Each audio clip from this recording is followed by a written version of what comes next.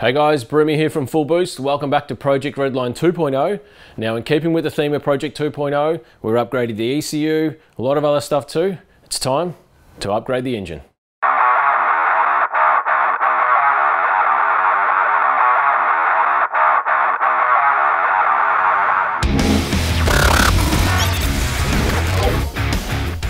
Right, so before 2019 racing gets underway for us, I'm going to take pity on this poor little keg here and pull it out, take a look inside of it. So see what kind of condition it's in. Should be all good. Still got plenty of comp and starts and runs fine, but it's had a mountain of work. It was also the engine that was in FD over there, so that hasn't been apart for 6 or 7 or 8 years now, so it's probably done close to 20 or so dyno pulls in the FD. It's probably around 20 or so in this car, and then it's done.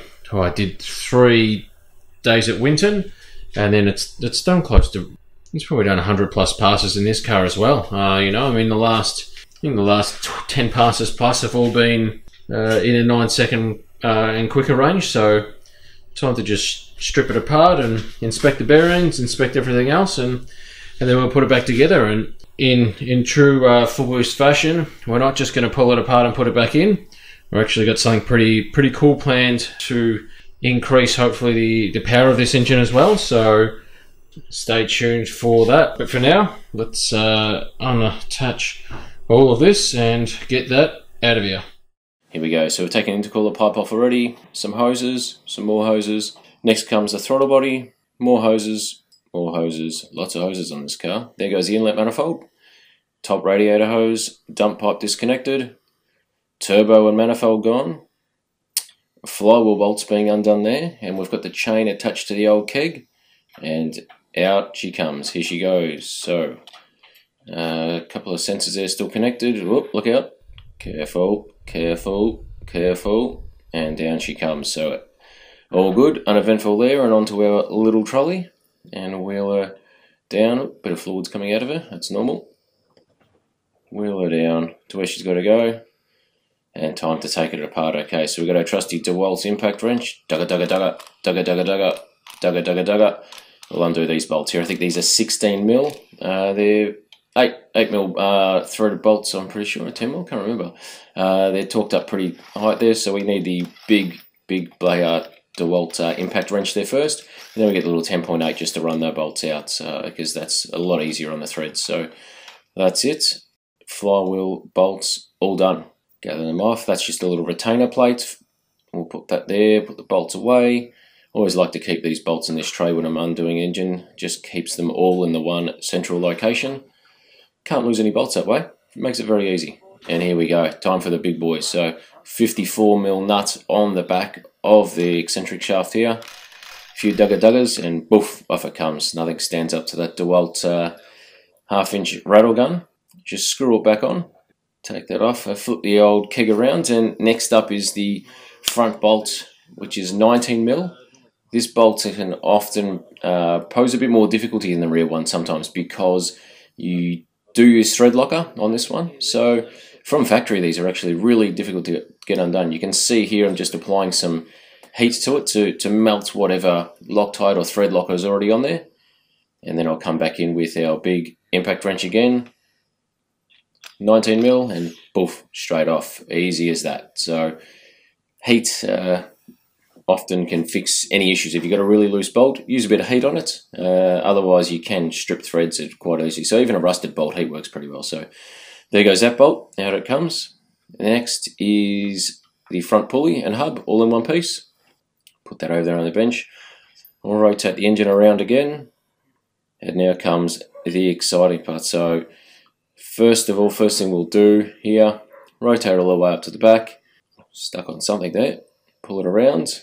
We want to lift it upside down, because before we can remove every layer of the keg, we have to take off the sump, because the sump is bolted to every single piece of the engine there. So here we go. These aren't the factory bolts I have on here. It's they are, at a guess, I think these are 6mm Allen key bolts, Allen key head bolts.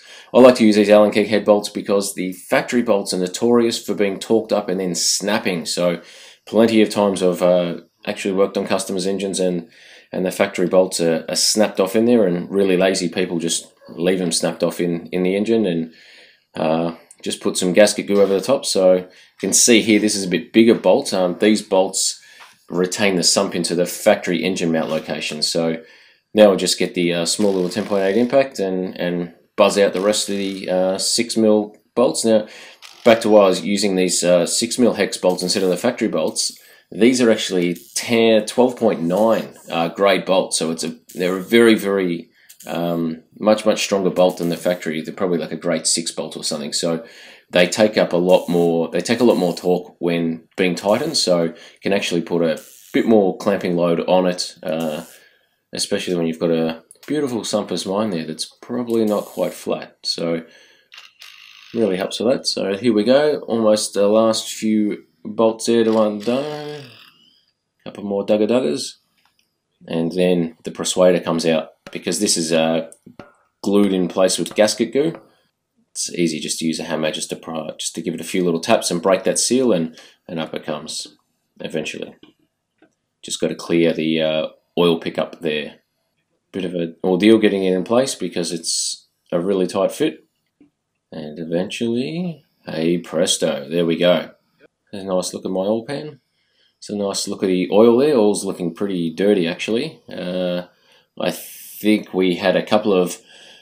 I don't think it's really been running this oil recently, so the engine had a couple of cold starts moving the car when we're moving house, so into the new little shop we got down here. So the oil's probably just very contaminated with E85 because it didn't get a chance to get up to temp to burn some off. So next up is the oil pickup. We'll just remove that.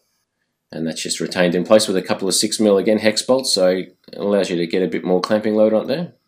So I'm pointing out there that I've used a gasket as well as gasket glue there. I can't actually remember why I did that, but I did it for some reason. Maybe because the gasket, the oil pan may not have been completely true and flat, so I may have used a gasket and then a gasket sheet and then a actual gasket glue again just to try and make sure that the leak wasn't there. So off comes the pickup. Not sure why that pickup doesn't have the factory screen on it. It doesn't, but anyway, it doesn't really matter.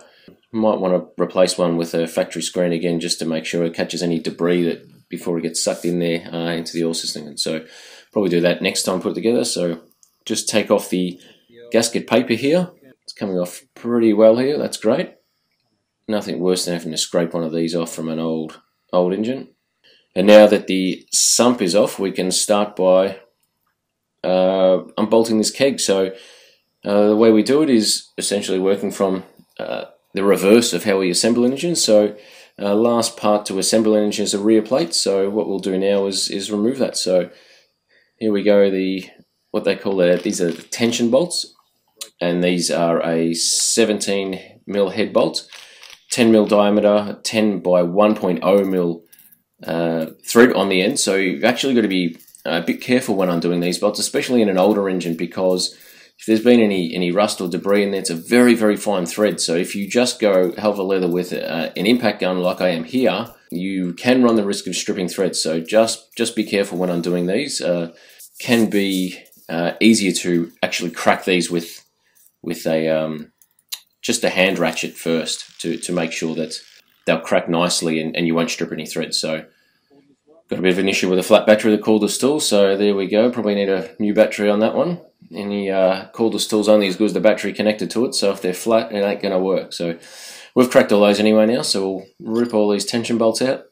Bit of a time-consuming task getting all these out and then removing before we build the next engine the little O-ringed washers that are on there. They're a bit of a pain to crack off the bolts, but all in all, they do the job very well. So next engine we build, we will upgrade these tension bolts to a 1/2-inch stud from South Coast Rotary, Power Seal 1/2-inch stud. So that'll just help with the extra clamping load on the engine that we want to place to really pull that engine together. So it can't increase cylinder pressure as you increase boost. Of course, will lead to the engine wanting to pull itself apart essentially. So the more clamping load we can put in this engine, the better. little woodruff key there that sits in the keyway that locates the rear stationary gear there, so, and the rear hub. Pop that away for safekeeping. Easy just to put 2 hands there, one on the oil filter pedestal and the rear of the plate, and off she comes. Now you'll see often, because the engine's very full of, can be full of a bit of oil and that, you'll often see some of the seals stick there, as they did there. We've got a side seal and a corner seal sticking in place. Just push that away now, and before we pull the rotor out, just collect a few more seals. Now you can tie an elastic band around a rotor to try and retain all the seals in place, but I'm not really that worried about these seals. We'll be putting new seals in the engine anyway, probably because the power seals that we use in these engines are fairly cheap, really. So you know, sometimes we might reuse the side seals if they're still within clearance and the corner seals, but the apex seals, you know, often cheap enough that after an entire racing season, just replace them anyway. Same with the water seal kit and all controller rings and that. So you know, that the apex seals aren't overly expensive. The water seal kit's, you know, well under $200, so no reason to try and reuse any of this stuff. But just a visual inspection here of the rotor, looks pretty good. So visual inspection of the rear plate. Yeah, we'll pick this seal out and have a look at the O-ring grooves there. Looks alright. There does appear to be some marks here where my thumb is catching. So we might have to inspect that a bit later, a bit more closely. But yeah, that definitely looks like it's ingested something, possibly dragged it around the engine. You can see there, that mark there where my fingernail is grabbing.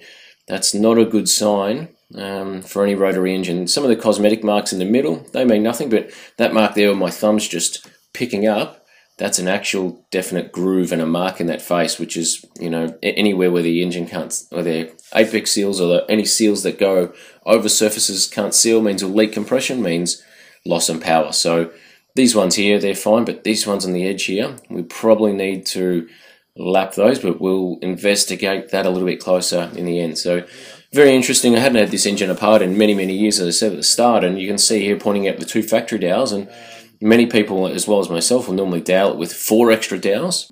This engine, however, just had 1 extra dowel, but very strong engine, the Series 6 based engine. Just got to take off the wire there that I forgot. Those the ignition 1A coils that were on this car originally require earthing at the chassis, at the battery, and as well as the cylinder head, or in this case the rotor.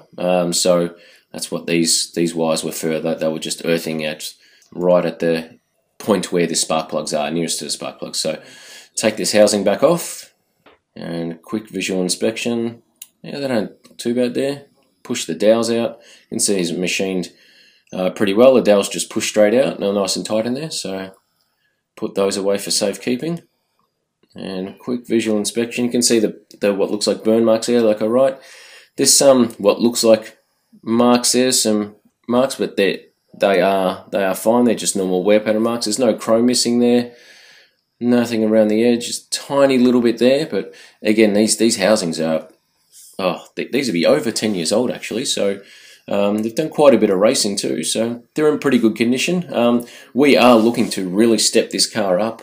Probably won't use these housings regardless, because we are looking to do some modifications to this engine. Now, when you're removing this engine, as you can see, the center plate, easiest thing is just to pull it out like I have here with the eccentric shaft in place, and then pulling it out on the bench. You're pulling it apart, so there's no need to be, worrying about it, just as long as you've got a good handle on the eccentric shaft like I do underneath here, so it can't, the bearing surfaces can't grab or smack on the center plate. So here we go, pulling the eccentric shaft out through that hole like so. Just place it on the bench there. Quick visual, that looks pretty good. There's no marks on that. Happy with that. Quick look on this plate, that actually looks pretty good. I can see no marks there, nothing. No, port worker looks good. Put that one back for a closer look later, but that looks good. Alright, pull that rotor out, and you can see how dirty that oil is. It's been in there for a fair while, so this engine definitely could have done with an oil change at probably before the last time I raced it, but didn't get done, unfortunately. Probably one of those things I need to get on top of a bit better. Yeah, it looks pretty good. All the apex seals were all good in there, so the groove's good. I'll remove the last housing here. That looks pretty good just from a visual there as well. There's a water seal control ring there. Rip that one off too. Quick visual, that looks good too. There's no cracks on the spark plug. they look pretty good. You know, I mean, I can use that, reuse that in another customer's engine if they need a second-hand housing, because housings are pretty expensive. So, you know, if a customer has an option of spending $800 on a housing or $300, say, for a good second-hand one, you know, often some customers budget conscious will go for that option. That front plate looked in pretty good nick as well. So, all in all, looks like even though it's done a mountain of work with multiple dyno pulls and racing, all in all, this engine looks to be in very good condition, which is pleasing, because I tell you what, these things are not cheap to maintain if you have to replace every little piece of them, or just remove the engine stand plate here, mounting plate. Now, I've got another engine stand now as well, which I've got to make one of these adapter plates for, because the ones that come factory with these engine stands just do not suit a rotary engine, so you have to modify. I think a couple of companies out there making adapters for them. Yeah, this plate looks pretty good, and a quick rub down there, nothing grabbing. Trying to pick the water seal out, it doesn't want to come out, but that's fine. No corrosion on the water jackets. That's pretty good, happy with that.